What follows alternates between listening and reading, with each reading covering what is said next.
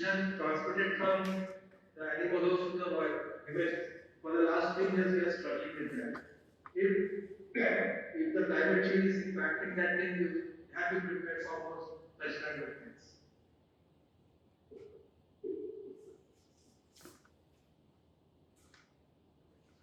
Now you see that this is just a picture saying how the temperatures in India have risen by 2 point around 1 degree between 2001 to 2018, thereby changing the climate in India. You see that how the things have been changed. The picture has been the green cover is now been replaced by this. That means tropical monsoon. That kind of is now visible. The climate change makes such heat waves 100 times more likely. Without climate change, heat waves, more seasonal erosion are expected to arrive 1 in 2 years. But after climate change, now they are expected to have heat waves every 3 years. So, the IPCC, they have done an assessment report. They have found that the global surface temperature was around 1 degree higher in 2011 between this decade 2011 and 20 than the decade in this 1850 to 1900, with larger increase over the land and over the oceans. Each of the 4 decades has been successfully warmer than the decade that preceded since 1850. The glacial retreat unmatched for 2000 plus years and the sea level rise faster than any prior century for 3000 years. Summer Arctic ice coverage is now smaller and getting smaller and smaller than any time in the last 1,000 years. The global mean sea level has increased by 0.2 meters between 1912 and 2018. And another important thing which has happened is climatic zones have shifted forward. That means both the hemispheres putting out shifting. The other findings are the ocean warming accounted for 91% of the heating in the climate system, while land warming, ice loss, and atmospheric warming accounting for about 5%, 3%, 1% is there. The concentration of carbon dioxide unmatched for at least 2 billion years. The ocean warming is faster at any time since the end of the last ice age. Ocean acidification at the highest level in the last 26,000 years. All extremes, including heat waves, have become more frequent and more intense across most regions in the 1950s. Marine heat waves have approximately doubled in frequency since the 1980s. The frequency and intensity of heavy precipitation events have increased. Since the 1950s, over most of the land area, tropical cyclone occurrence has increased over the last 4 decades. This we are already witnessing. Now you are seeing more that kind of precipitation. This is the season, the early, it's the start of April. In Delhi, you are having rainfall here. Precipitation is happening. And increasingly, this will witness the last decade for a 1 decade and maybe in Delhi. And this kind of phenomena is increasingly happening. Now we have to look at what kind of burden these climate changes would be having on us. Compared to 1986 to 2021, that means around 35 years. Each infant experienced an additional 0.2 heat wave, that is one more heat waves is experiencing per year. While the adults over 65 years of age are experiencing an additional 3.4 heat waves just per person. Between the period of 2000 to 2004,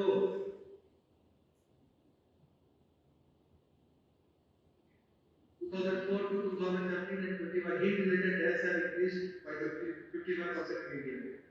Due to heat exposure, India lost 167.2 billion potential labor hours in 2021 with income losses equivalent to about 5.4% of GDP.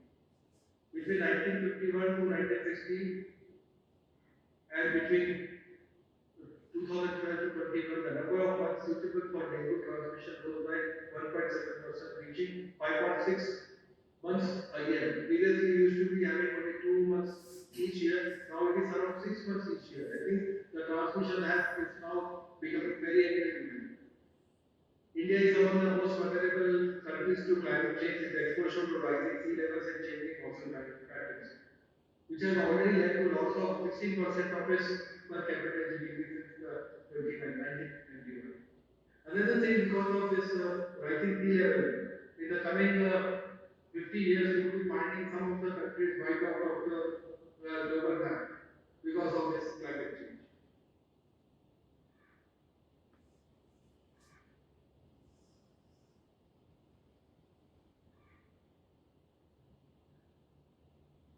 Now, we can talk about the type of climate change, how it is affecting. These are three areas which is affecting. One is the adverse climatic agents. Second, how it is impacting the food insecurity, and how it is having the adverse effects of the health. So, type of adverse event, if you look at the heat waves are heat and the humidity. The heat waves and the heat stress will be more intense and more frequent during the 25th century all over the Southeast Asia. Both annual and summer monsoon precipitation will increase during the 21st century with enhanced annual variability. There are increase in precipitation and river floods which we are already witnessing, while weather seasons are projected to lengthen and intensify. The covered areas and snow volumes are decreasing in most of the regions of Hindu Himalayas during 21st century, and snowline elevations will rise as glacier volumes are likely to decline, with greater loss in the higher CO2 emissions areas. That's why it's a call for action. That means these all scenarios are going to happen. The regional mean sea level continues to rise and will contribute to more frequent coastal flooding and higher extreme total water level in the low-lying area. These are all seen. If you look at the effect of climate change on food insecurity, that the growth rate of the crops are shortened by around 9 days for maize, 6 days for winter and spring wheat, and this. The growth, as a result, the yield of the crops is going to be affected. On an average, 19% more of the global land areas was affected by extreme drought annually between in the decade 2012 to 21, and then between the decade of 1951 1960. Due to extreme heat, 98 million more people have reported moderate to severe food insecurity in 106 countries in 2020 than annually between 81 and 2010. About 69% of commercially important species of Indian maritime fisheries are thought to be impacted by climate change and other anthropogenic factors. The rice production can decrease from 10% to 30%, whereas maize production can decrease from 25% to 30%, assuming a range of temperature increase of 1 to 4 degrees Celsius. That means it is going to impact the yield of the crop.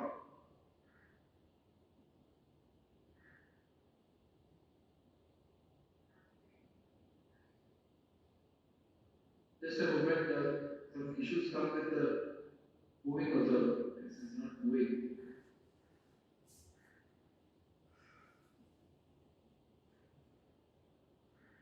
Yes. So how it is going to impact the, as per the IPCC sixth assessment report, increase in hazards such as intense heat wave, flooding and drought, air pollutants, etc. due to climatic change will lead to increased occurrence of circulatory, respiratory, diabetic and infection disease. That means we have to struggle with the infection disease as well as the non-communicable disease. The diarrhea disease, dengue fever and malaria, they would be appearing in the earlier literature. Still, we are struggling with that. The heat-related deaths and infant mortality is going to be impacted. Then, as per the Lancet Countdown on Health and Climate Change report, compared to the, the early part of this century, the heat-related deaths increased by 68% uh, during the last 5 years. The heat exposure led to global loss of 470 billion potential labor hours in 2021 with proportionate income losses. This proportionately affected the low and middle income countries and worsened the cost of living crisis. So, how it is going to impact the human health? If you want to look at this, you see that the rising temperatures, that is extreme heat, severe weather, you will be having health related. This diagram which is representing beautifully. I just picked this diagram from the CDC Climate and Health Program data. It shows that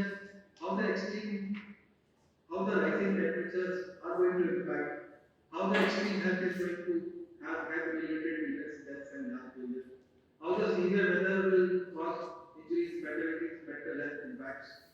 How the air pollution or more extreme weather conditions like air pollution can precipitate customer cardiovascular disorders.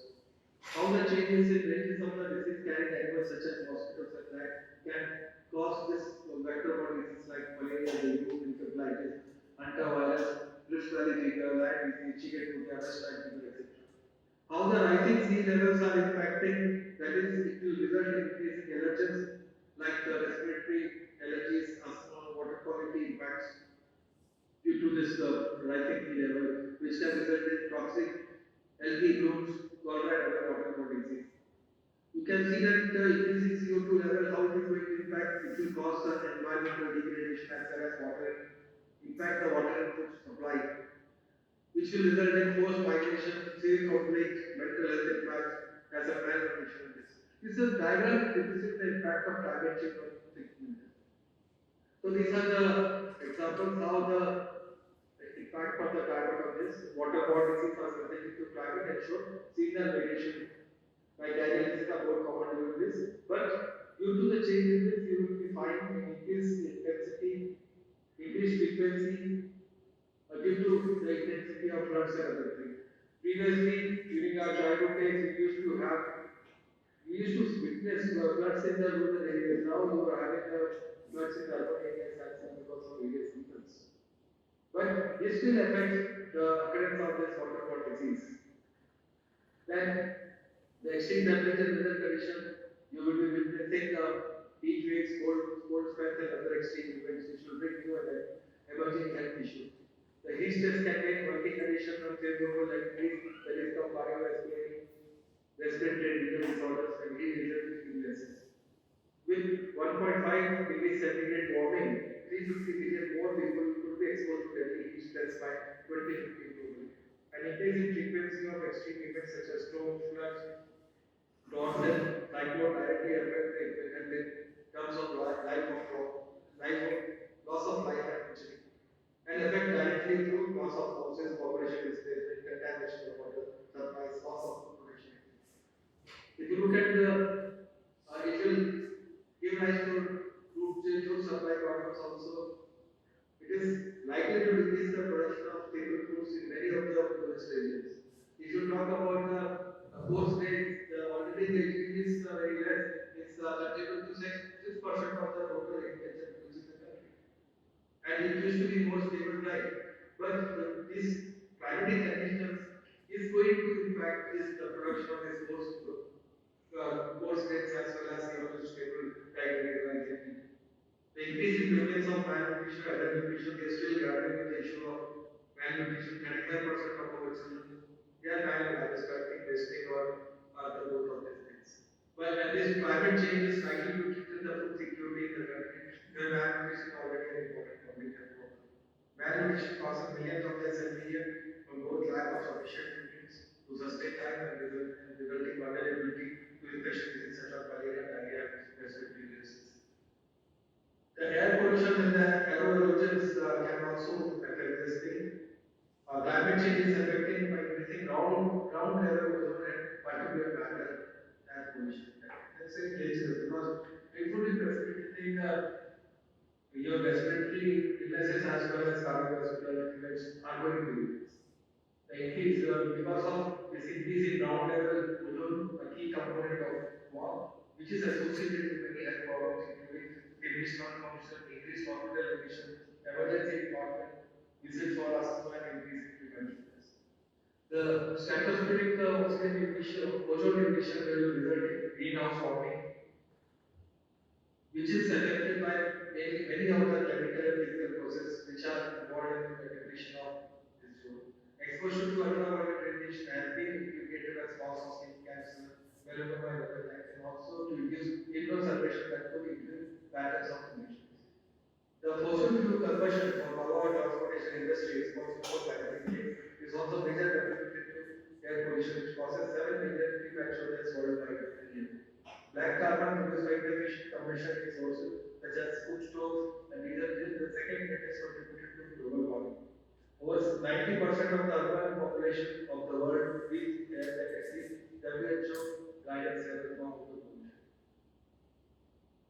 Then the change in the vector ecology and the vector-borne diseases. India is inflicted by six major vector-borne diseases, namely malaria, dengue, chikungunya, fileria, jaundice, and termination disease. A vector is an organization such as organisms such as fleas, ticks, or mosquitoes that can transmit a pathogen or infectious agent from one host to another. Increase in transmission season and geographical distribution of vector-borne disease alters the geographical distribution of the year. Warmer average temperature can mean longer warm season. Earlier spring season, shorter and milder winters, and hotter summer conditions might become more favorable for many carriers of vector disease. Malaria, which is transmitted by Anopheles mortis, strongly influenced by climate. Collection of stagnant water provides breeding grounds for mosquitoes. These conditions potentially aiding in the spread of malaria. The Aedes mosquito vector of dengue and chikungunya fever is highly sensitive to climate conditions. And studies suggest that climate change is likely to continue to increase exposure to dengue. Climate change might also affect other vector-borne diseases endemic to South Asia. These include parasitic disease such as leishmaniasis, lymphatic viruses, onchocerciasis, and tick-borne disease. And the effect is due to the impact of climate on relevant vector population. Climatic factors might also influence human plague and bacterial disease carried by rodents and transmitted by humans. And one of the important things of late that has been recognized that is climate change is going to affect the mental health also. As a consequence to the exposure to extreme or prolonged weather-related events, it can lead to an array of mental health issues, which can be transmitted to later generations. Adverse climatic events bringing more displacement and psychological stress due to loss of lives and belonging as a direct outcome of its consequences. Extreme weather events, which are more frequent, intense, and complex under the changing climate, can trigger post-traumatic stress disorder, major depressive disorder, anxiety, complicated grief, survival guilt, vicarious trauma, recovery fatigue, substance abuse, and suicidal ideation. The effect of the COVID we have already seen. The effect of lockdown we have already seen. Now things are surfacing, and now we are trying to see how to address the post-COVID mental health issues. We are trying to address that. We have to address that to a very mental health plan, the very honest which we are saying. But this is a small baby step towards addressing the bigger problem. More needs to be done. These are the steps taken by the government. In our Athal Veda, we always have mentioned that with that utter sense of ethics and beautiful attitude, we can live happily in an honorable position. It is retaliated that the evolving health of one and God with the sun sets the super sentient seer in glory and its work. That means if we are able to live in harmony with the earth and its surroundings and the environment, we can live happily in an honorable position. वो में मातृ यही व्यक्त 15 in the shloka which is given. Atharvaveda 12.1.16. The government of India has launched many initiatives way back to way back from 2008. It has launched a national action plan on climate change, which outlines 8 missions on climate change, including this. One is the National Solar Mission, National Mission on Enhanced Energy Efficiency, National Mission on Sustainable Habitat, National Water Mission, National Mission for Sustaining the Himalayan Ecosystem, National Mission for Green India, National Mission for Sustainable Agriculture, National Mission on Strategic Knowledge for Climate Change. The National Action Plan also describes other ongoing initiatives that are as follows: power generation, renewable energy, energy efficiency, proposals for the health sector, implementation. This is, it talks about the implementation also. Ministries will give responsibility for each mission are responsible for developing objectives, implementing strategies, timeline, and monitoring evaluation activities that will be submitted to Prime Minister's Council on Climate Change. That means at the highest level, the government, these things are being monitored, and as many ministries are involved, it's the highest office which is coordinating all this. So, in our country, we are having this friendly approaches. We have demonstrated leadership in unique individual programs to address the climate change, such as Swachh Bharat, Go Button Scheme, Give It campaign. The Prime Minister has recently launched the Catch the Rain campaign to touch states for creative rainwater harvesting structure with the active participation of the people. For centuries, Indian civilization have practiced and led sustainable lifestyles. Eco-friendly habits are decoded in our culture. The India per capita carbon dioxide emissions are 1.8 tons, significantly lower than the global average of 4.5 tons. So it's the right time that we see that we don't contribute much to the CO2 emissions of the country. Now we have to have a transitioning from a throwaway culture to a circular economy, which is the need of the hour. To mitigate the effects of this, we have to think. We have to transition from a throwaway culture to a circular economy, which is it. We have been known for recirculating many of our things, which with the influence of with the current in the recent years has come down. Now we have to go back to the circular economy culture where we have been conserving and utilizing the things till they perish. And COVID has provided that despite mankind's scientific and technological advances, we can continue to get the vaccine connection. Because whatever kind of systems we make or the system we prepare, the natural calamities and the climate change are going to test whatever system we create. And the systems are going to be overweight whatever we do. Unless we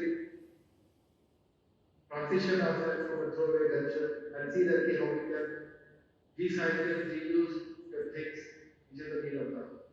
Today the trend posed by unmitigated climate change is more dangerous than ever before. A throwaway society driven by wasteful conservation is equally capable for deep vaccines. The change is urgent, change is inevitable. You, I, and families, friends, societies, culture need to change from the individual to society. According to NASA, atmospheric carbon dioxide never been more than 300 parts per million in the last 8 lakh years. Today it is getting to 420 parts per million. Ice sheets across the Himalayan have shrunk 10 times faster in the 4 decades than in the last century. The global sea levels are projected to rise between 2 and 6 feet by the next by 2100 years, according to NASA satellite data. According to this display, the global economy could lose up to 18% of GDP by 2050 no climate action state. We must act now to avert the impending climate crisis. So what we are doing? So we have started a meeting at the base of the highest office, a lifestyle for environment today, which focus on moving from a tree culture, how to utilize that, how to reuse our things, and how to conserve energies, how to contribute to the carbon dioxide emission. So this life program has been started. So today there is a need for all of us to come together and take lifestyle for environment forward as a campaign. This can become a mass movement towards an environmentally conscious lifestyle. Our Prime Minister has told this in the COP26 meeting. So life is a public movement to mobilize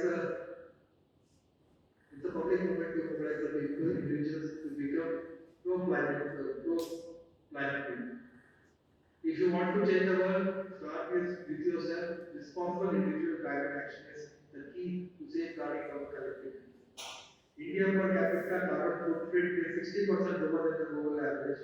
This is because our lifestyle is still rooted in sustainable traditional practices. In fact, sustainability has been a part of our traditional culture and values. The life movement seeks to transform persons into pro-planet people who adopt sustainable life. Life movement is India's contribution to the global climate crisis. So we see that how we contribute to this and move in this direction. One more slide is there. Let me see it. So come down. Yes. So this is my last slide. At the end, I just want to re-emphasize that the individual action is the core of climate responsibility. Several daily practices worldwide are rooted in our respect for natural environment. They can provide an invaluable fight against climate. That means whatever practices which we are doing, we have to do it with respect to the natural environment, not encroaching the natural habitat of environment. And individual action is the core of climate responsibility. We need to embrace the life and turn it into a global mass movement at the center of the world. So that at least whatever we are doing, we leave the space and make this world better for the coming generation. I stop here. Thank you, Bhatiji and Zuriti, for giving this opportunity. Thank you very much. Good afternoon. It's me, Arun Dotala here. Uh, my question is the environmental watchdog released some statistical data which was reviewed by the Wall Street Journal, that is the financial daily in New York. And according to that, it says the coastal area of United States are likely to submerge as early as by 2060 or maybe end of this century. And they estimate that the sea level is likely to rise anywhere between 2 to 7 feet. So my question is, certainly this brunt and unpleasant situations, United States would not like to witness, In order to avoid such situations, what are the likely measures they already started taking, or you think is it inevitable, or can be prevented in due course of time? So what are the measures, since they have identified the problems, so they have taken? That's my questions. I think in my presentation, if you have witnessed, they have already highlighted this issue. The issue is that the responsibility lies with the whom? With the individuals. The government is taking steps. That's why they are more or less asking the other worlds that the carbon emissions should be reduced. Because the cost of the development and the cost of modernization, somebody has to bear. And now they have realized that, you see, the eastern coast, the western coast of US, every 6 months, you witness a storm due to this climate change and other things. The effect is more visible in that part. So when I went to the South American continent during the summer months, they told that this time is a winter month there. Here, that kind of thing is not yet visible in this country. But in that part, in that American continent, you see the wider effect of the climate. They are acting, they are taking measures, they are seeing that how the carbon emissions are reduced and how the environment and other things they have been taking. The measures they are taking, I said, whatever is listed on that, the measures have been taken. But one of the interesting things there is the changing pattern of the disease. They have to prepare themselves for addressing the changing pattern. They have the best of the health systems. As I mentioned in this, the health system, whatever the best it could be, if a natural calamity or a calamity due to climate change, that will test your health system. The only thing is the individual they should rise up and they should be responsible. Otherwise, 2050 is not very far. In your lifetime, you are very young, you will be seeing that. You won't be there to see that. But you will be seeing that thing, what is going to happen unless something is done today. And they are taking measures. A lot of this. That's why you see that India is taking the lead with the conventional energy. America is having the largest deposits of the fossil fuels, but they are also showing interest into conventional energy, like how to tap the energy available in the nature, the solar energy, the wind energy, and other things, so that the carbon footprints and other things they are used. You have to see that how you move towards the natural things, use of the natural lighting, natural things. So if you start reducing that thing, at least you can prolong the occurrence of that thing. And that kind of thought process has started. So what measures they are taking is up to the government, they are signatory to COP and other things, climate change, they are signatory to that. They would be taking measures to combat that. And you see, some of the nations, they are below sea level. Even a 1 degree centigrade increase in the Arctic or the Antarctic polar area, that will raise the sea level at least a meter or a half, and that will result in submerging of all these things. People won't be attacking nowadays why this superpower they are interested in having occupation into this Arctic areas. Because they are only capture that area and they can influence the whole of the this ocean waters and other things can be influenced by just melting the ices and other things. So everybody is interested in that. But that will be having serious implications. So if we are closer to the environment, we honestly and honorably with the environment, then you will be living and you will be extending and you will be living a planet which is very good for your future. Otherwise, they have to bear the brunt of what is transpiring today and that kind of thing. So they are taking steps, and that's why this consciousness has come. That's why when we started this life movement, everybody has taken it hand to hand. They thought that this is the thing which we need to do. If if you go to any American houses, then all the energy is running 24 by 7. Here, if you don't require light, then you should shut down the light. That kind of culture we have. They are very different things. Even a computer is running, then they should run. They will never shut down the computer. Here we shut down the computer. The moment this meeting is over, we will close the room. All the lights and other things will be off. But there, I don't know whether that kind of thing happens or not. Now they are having sensors, but even for operating the sensors, you require electricity. Here we shut down the electricity. Okay, that's the difference which we are having. Now they are doing what we were doing earlier, now they are moving in that direction so as to preserve the environment for future generations. Thank you so much. And I have one more question, Doctor. One of the slide I saw and that really bothered me. You said because of the rising heat wave, and that is contributing significant loss of labor, and that amounts to 167 billion US dollar, and that translates to close to 5.4% of your GDP, which is a very significant amount. Could you please elaborate more on it? Is it resulting because the laborers are not able to step out and work, and that is causing the These are all projections. These are all projections, mathematical projections done by economists. I am not an economist. These are all mathematical projections done by economists that if this kind of thing happens, this is going to impact the GDP as well. Because if you go to any country which is having a temperature of 48 degrees or 50 degrees, see the productivity. They can't work in the peak hours. They usually work from 6 to 8. If you go to the Middle East, and think how the people work there, then you will understand and appreciate what I'm saying. They are able to extract work because they are being bored.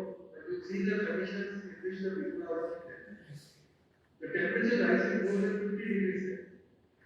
They can work in the afternoon, they don't work. They work in the evening, they work in the morning. In the afternoon, when the sun is high, they usually are given off. So you have to see that how to structure that. That thing is similar in India also. India people used to work for 6 hours in the suburbs. Laborers used to work for 6 hours. Now they can work only for 3 hours or 4 hours. They can't work more than that.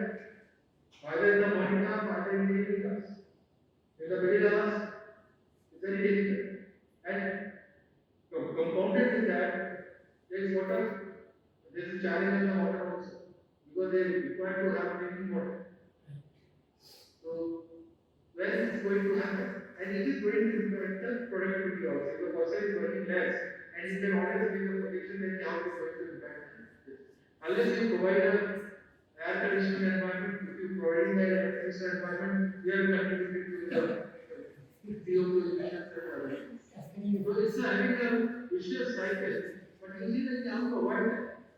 Best thing is how to use the conventional kind of mechanism which was there. Previously, we were having the conventional mechanism of having new air into a building using the old age technology because you go to anything, they have the conventional mechanism of using the places, using the natural resources. So that the yield is more. The working hours is more, the productivity is not lost. I think I am able to answer this. Thank you, Doctor. Thank you, Dr. Madan. Thank you so much. Good afternoon, sir.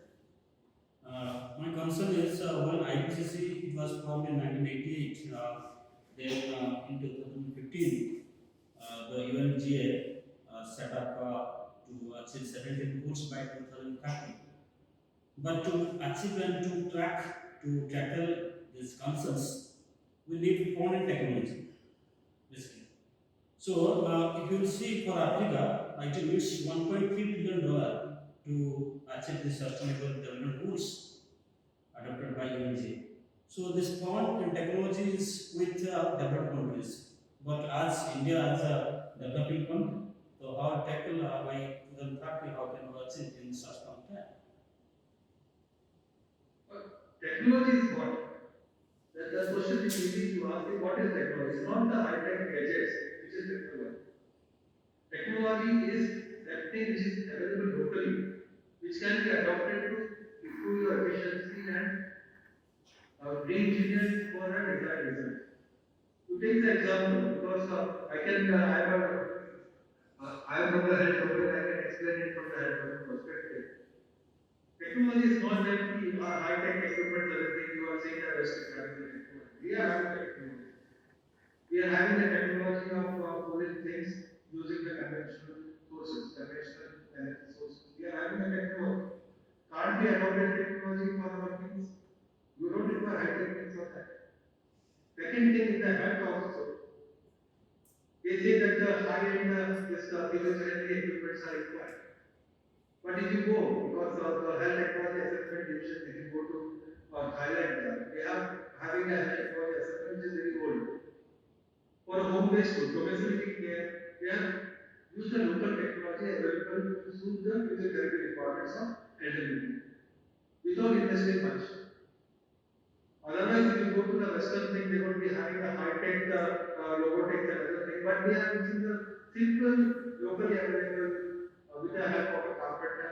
They have used the technology which was available for doing the physiotherapy in the domestic setting. I'm just citing that example. That's one example. The other example, if you go and go down into the lower level, you will find not many examples where people they have re-engineered the existing processes to have a higher yield and higher food. That's also kind of technology. Technology is not how you do things in a different way using the knowledge, skills, and other things. That's technology. It's not only IT or IT based things, it's the other good people. So it's a way of doing things. In Africa also, if you identify the locally available technology, you will find good examples of practices there, which can be adopted to yield a better results. But sir, And regarding the SDG goals and everything, this is the goals which for monitoring purposes. Even if you don't achieve the goal, where is the truth and be able to blame anybody? We don't have. It's a commitment that if we do things, at least this kind of change are visible. That's why we do have goals to measure things, see what in which direction our activities are moving. yes, Please. yes, sir. Actually, that found that UN that for one type of goal or for one continent, like health, education, minimum $200 billion they are estimated. So it's very hard to provide this amount by World Bank or any international agency. So this should differ. This also Don't get bogged down with the figures and the estimates. You see the ground realities. Suppose you take the example of Odisha. How the Odisha government they have tackled with the cyclone and other issues. I think when we were not born, the Odisha used to have a periannual cyclone things. Now also the cyclone hits the coast, but the people are well prepared. How they are prepared, they are not using very advanced warning signals are there, that kind of thing. But now you see how the things are being managed. Even a big cyclone comes, the whole of the state is now geared up to manage that cyclone. Using the locally, indigenously available resources and everything they are using it. Okay, because I think the children would have been born during the 90s, before 90s, 40s there, we used to run an NGO which used to work among the cyclonic affected areas. So you see that how from there we have travelers using the locally available technologies, local resources to aid our things. It's not the money which is required. It's the intent and use of the local resources and the local processes understanding, we engineer, and we develop as a new technology for improving our response to any of the activities which we got. Thank you, sir. Dr. Madan, I've been in Jammu and Kashmir for the last 4 years, and I've seen it in depth at times that they have such a wonderful method of their own uh, fight against the very difficult temperatures up and down the road. And they do not depend on density because there is no density anywhere in the hills and whatnot. And the same people can come down to Jammu where there is all everything is available. They need 3 heaters in room in the night and they put 2 ACs in the summertime. So it is the problem of their education or the kind of mental preparedness to really understand that they can survive without running temperature 18 degrees in the air conditioners. In 27 also fine. Same goes to Rajasthan. I belong to Rajasthan to quite an extent, and I've seen the villages which have their own indigenous system of keeping their homes cool. If you go to the forts of Rajasthan, they have wonderful technologies. I think available 3 to 4 to 5 years earlier. They have how to cool the rooms, small whole windows, and that makes the whole air getting into expanded, and the rooms are cool. And again, the way very specifically they collected every drop of water to survive. So these are the wonderful things. Only thing is, once things are cheap, means today the energy is very cheap in the country India. You have to just buy an AC and forget it, just put it in you're not knowing what is the cost of that one unit. You think it's 3 to 5 rupees? That is where we are failing miserably. I tell you, I think I blame it to myself as a teacher that we failed to make people understand that what you are using as a huge cost is not that you are able to pay it today, tomorrow it won't be available. You have everything but you can't buy it anymore because it won't be available already. So this is what I think the load is on us, the more education, if we can make people understand that in case of running your air conditioner at 18, run it at 27 at least. You will save a lot of things. And let us avoid as much as we can. If this becomes a very important aspect of education everywhere, a lot can change. Otherwise, the consumerism is all around, we all want luxuries and they are very cheap. If I would have been allowed, I will keep at least 100 rupees unit for everyone. If you buy an AC, you will pay 100 rupees per unit. And the AC will be having 300 times say, taxes. Then it works out. Otherwise, I'm looking forward for a country or a place where then people can, is what I feel personally. And I think it's all This is the thing which is happening in America. Sir, Because of consumerism, so every time we are now facing this problem as the other colleague has asked this question. That's why the locally available things we have to see, respect it, and we see that how we can live vulnerable with the environment. That's the key. If you are able to live respecting the environment, then you are going to sustain and survive. Otherwise, in the coming years, as you mentioned that it will be very difficult situation.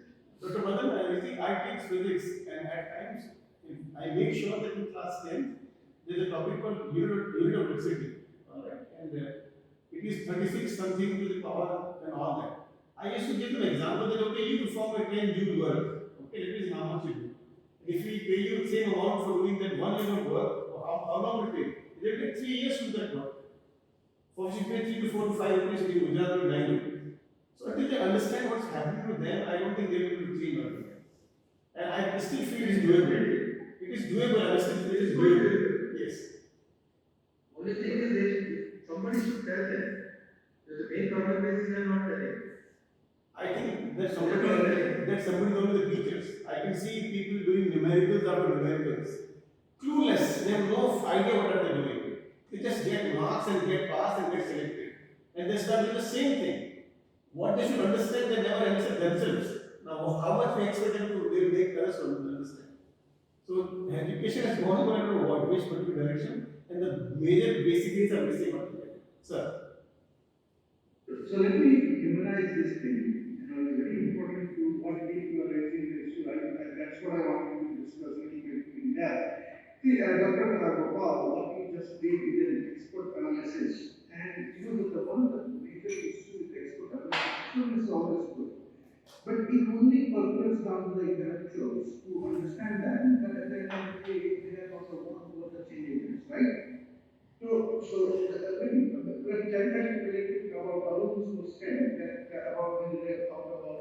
South America.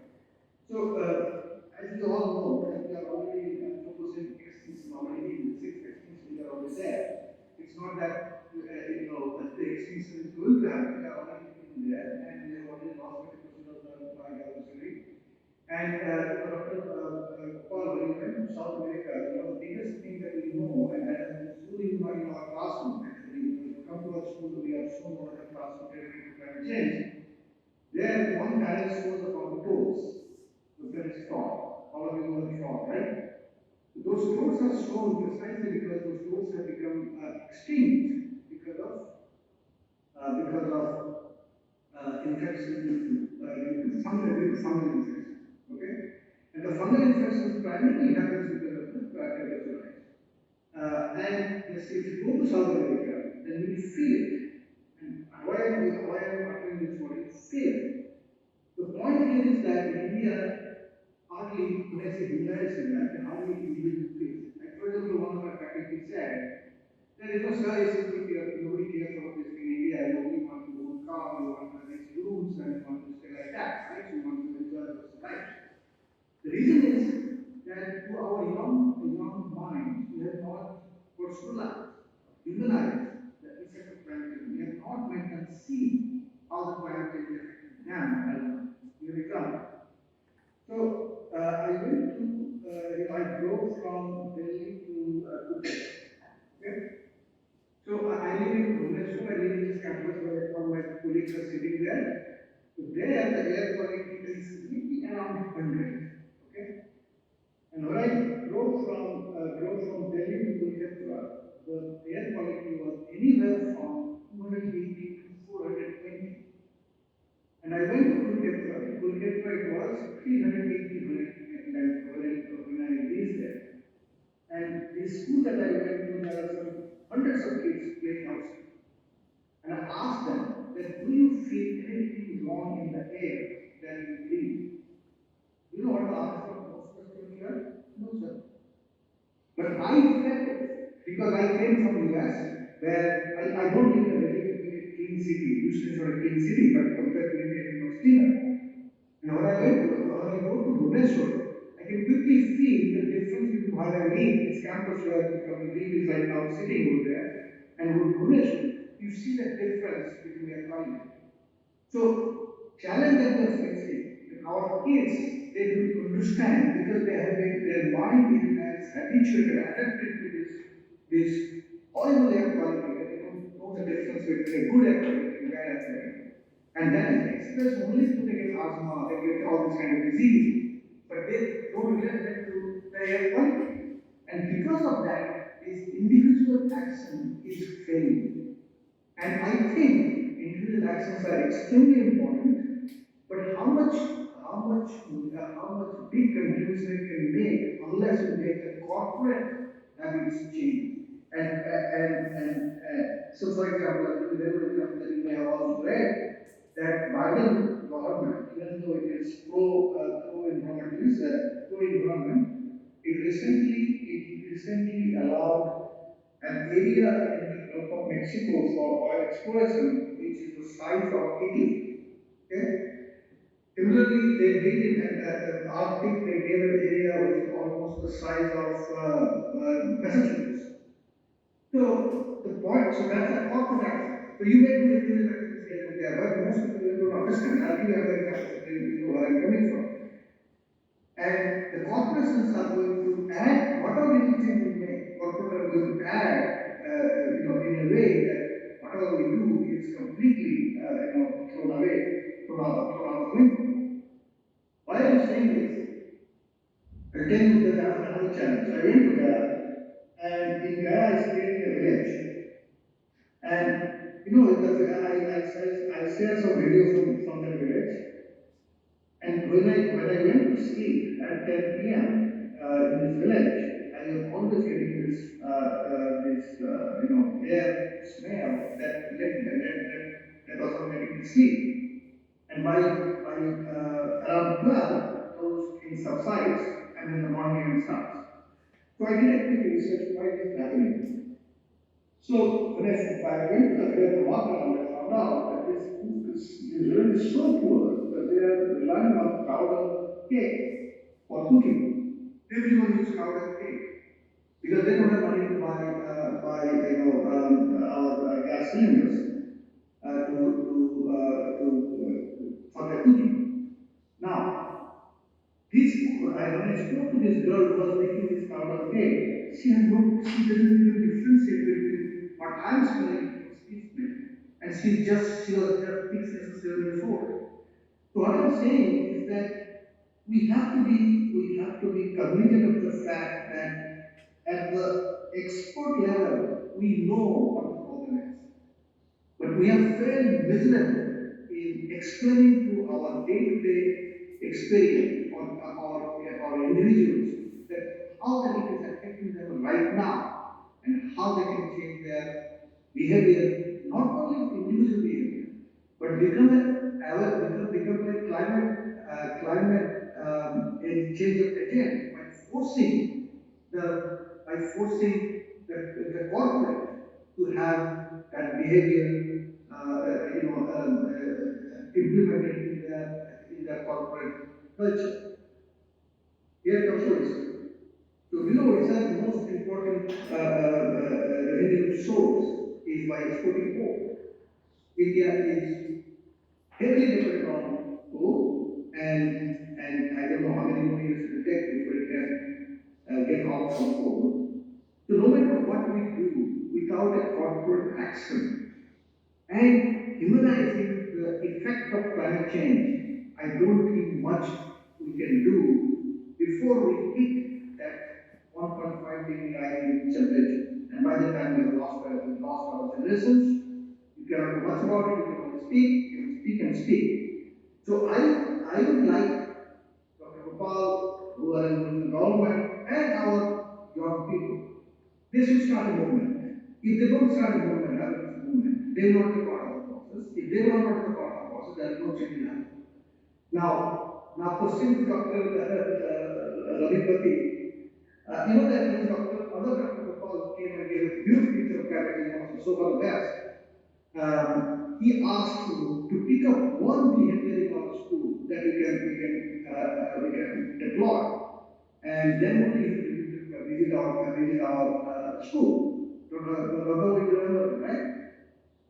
Have you done OT or not? Yes, Okay, sir. I'll be inviting Dr. Gopal to visit our school, and you will also share his experiments he has done in Chhattisgarh. No, And I know. No. He says that he will visit our school only and only if we pick one behavioral change, not about others, what others are doing. And our leadership team has completely forgotten what was promised in that If place. you look at the last two slides, the life campaign which has been started, if your school can announce the life campaign, nothing like that. That's exactly what we want. See, Dr. Yes. Gopal, what I'm saying is that the expert analysis are pretty good. I can It's understand not it. expert analysis, they are already doing it. Because it takes time to bring people. The advancement Exactly. it takes time. Because what the West they have done harm and they are learning after that. We have not yet done that kind of harm, but we have at least paused and we are now taking action so that the, the catastrophe which the West is having, we don't lead to that catastrophe and we take timely action. It takes time. We are dealing with 1.4 billion people and changing the behavior of all these people, including the corporate. It will take time. I But think we are moving in the right direction. But if we start adopting the life approach, the lifestyle for environment, so that we have to start within. It has to start from us, not to depend on others. Another important thing which you have mentioned in this Delhi NCR, people usually they become throwbacks. They throw everything. They say that we are paying the people will be cleaning. That kind of mentality is there. And it will be very difficult to change that mentality. yes, absolutely. It is very difficult, but some of the people they are aware because if you tell 10 people, at least one will follow it. Yes. We should not stop telling people. The moment we start telling, at least one of them will understand it, appreciate it, then they will follow it. And after looking at this one, it will have a snowball effect, and you will have more and more people added over this. But the important approach is the life approach which we are propagating to the world. Easy can be adopted. It's a very simple thing. how to conserve energy, how to remain vulnerable to the environment. If you start from the individual level, I think you will start witnessing changes. And the changes are already visible. If you come to our institution, which is the Apex Policy Think Tank for Government, we have adopted this. If the people who are well-to-do, if they can walk stairs, they will walk stairs, they will not use lift. It's an energy compliant building. So we have started from there. Even if you visit many of the IITs or the educational institutions, they have now started thinking in this direction. And you will be finding that more and more your Institute of Technologies and everything, they are using the conventional source of energy, the building designs and other things. They are building such a way that so as to conserve energies. So that kind of propagation has already started. But to make it a movement, we all have to join and come together and say that how we make a movement so that Yeah, the wider impact is there. yeah. So what I'm trying to say here is the first thing India has to do is to how to control consumption, because India is going through a massive consumerism like the West. Now let me first put this thing to everyone. That climate, see, the planet doesn't care about where the environment, where we are, where we are damaging the environment. One, it doesn't care about human being. Let me put it this way. Like, human being thinks they are very important for the planet. Yes, from the only point of view that if they don't become responsible, they themselves they will kill themselves.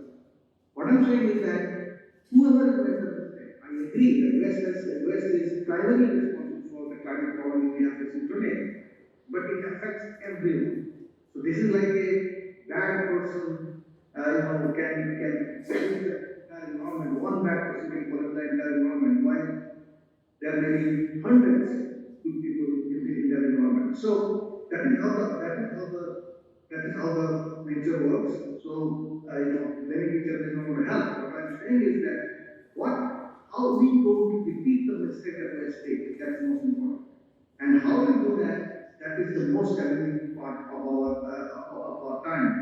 And that's why it is important that, like as you suggested, that we should implement something in our school. Our school, allow the promoter of the school, they are completely aware. One of their objective is to mitigate climate change and make small kid aware of it. Every child who walks through the school is aware of the climate change from early childhood, so that his or her brain is conditioned not to get stuck or suck into this consumerism behavior. So that is what I would like. I don't know how to do it, but we have to do it. That's what I see. That's what I'll stop. Hey, one more question I have. Oh, sorry, I have one more question. I was writing on this. So you know that you only tangentially covered COVID-19.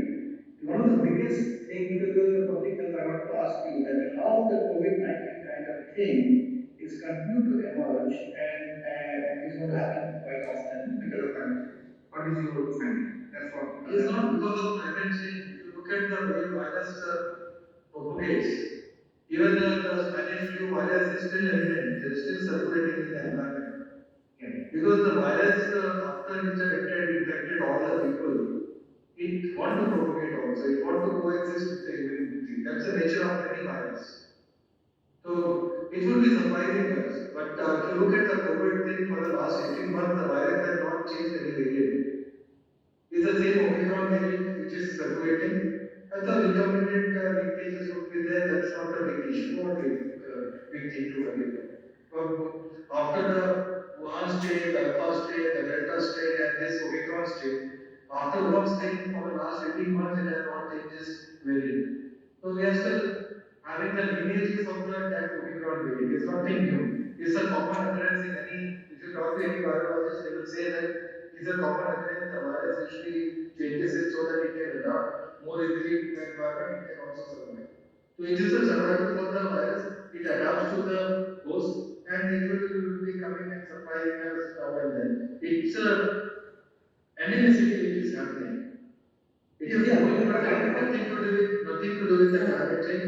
It has not shown any preference for any of the climate. The climatic pattern is not there in COVID.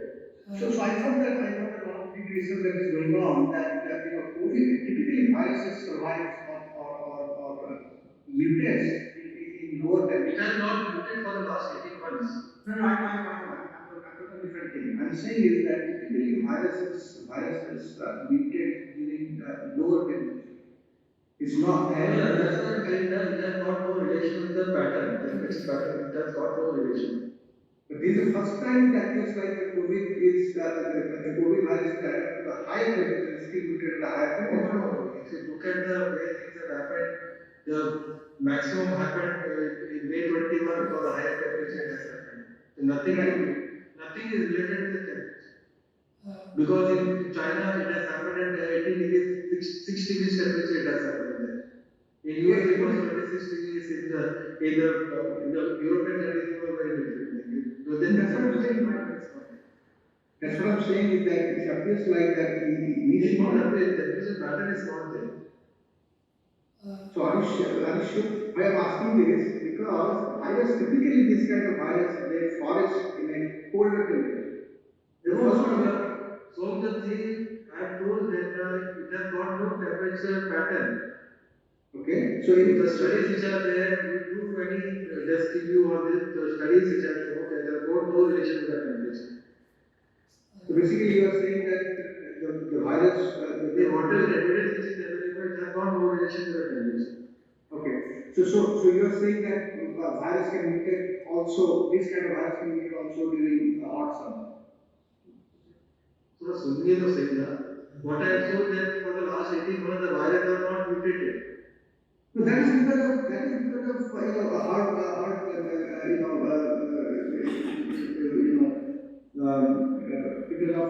because of the vaccines and no, it's not because of vaccine. Virus का morphology, pathology और उसका जो propagation, that's a very different thing. You talk to any virologist, they will tell you about it. Okay, it can be a generalized kind of talk. That means how the virus is. The virus is having its own particular behavior. It only propagates out. If you look at the way things have, I won't be repeating again and again. It was Wuhan strain. It mutated to alpha. Then your delta strain. After delta, you are having omicron. After omicron, for the last 18 months, it has not mutated. Only some lineages of the viruses are there. That's all, and it has got no temperature pattern. That means it is not related to any temperature, either small temperature, high temperature. It want to propagate, it will propagate. Dr. Gopal, No relation. I have a question, Yes. which sounds very hypothetical. Unlike Spanish flu, which happened around 110 years ago, since coronavirus being very latest, like 2019, it was spotted for the first time. So, what do you think if once the whole world acquire herd immunity, then the virus doesn't find any more hideouts? So, you think it can get out of it like once and for all, or it will continue to exist for a very long time? So, it's very hypothetical. I don't understand. Why you don't want to listen? I have already told that virus also want to coexist. There's the answer. Even herd immunity, whole of the world, 1 point, how many, around 7 billion people are there? Okay, all the people they are not exposed to virus at a single time. If all are exposed to virus in a single time, the virus has also changed. If the mortality is high, the virus can't propagate. As Ebola virus, 50% mortality, it can't propagate. Okay, even if herd immunity is there, how long a herd immunity is there? 8 months, 9 months. After 9 months, if you are again exposed, you will be having this. It's a simple thing. It's a simple natural progression of disease. We have to understand that. If you don't want to understand the natural progression of disease, then nobody is going to help you out. It's a simple natural progression of disease. So, Dr. Gopal, just for informational purpose, I will share one article. So, let me share my screen. Yeah, at least we can close it now. He told that at 4 o'clock we will be finishing it. Sorry. So, this is the one that I sent it to you. This is an article that came in Climate and Nature. Okay? So, climate change increases cross hostel value transmission risk. So, that is what I was focusing on. No, it has not affected. We did a lot of video about this. Okay. Being at the helm of the affairs, we did the effect of this temperature on COVID virus. You asked a question specific to COVID. COVID doesn't have a temperature pattern. Okay. So, I'm talking about other virus would be having seasonal patterns. but not COVID virus. Okay. Okay. Thank you. So, Okay. yeah, just it is fascinating discussion. This is what helps us, understand the core issues. So now I will ask Dr. Ravi Pati to give a vote of thanks to Dr. Gopal. Okay. Thank you, Dr. Madan Gopal, for your very lucid and scientific discussion. And as I have already said to you, we have a lot of activities and behavioral challenge, but we have included in the package. This is a preparatory stage. We are going to involve students for planting trees, raising nurseries, and they will also clean roads from garbage, and they will also be trained how to draw their feelings on the wall painting, from a wall painting, and upcycling of the raw materials. All these things are there, packages are there, I already shared with you. And when you will come next time, you will get to see all these things. And we are going to adopt a village where the village forest have been destroyed. They will instigate and motivate the villagers to plant trees and regenerate the forest. And we are also inviting along with you the forest man of India and Cyclone Man of India as guest, guest of honor. And I think at that time we'll learn many things from you. Thank you very much for your cooperation and collaboration. Thank you.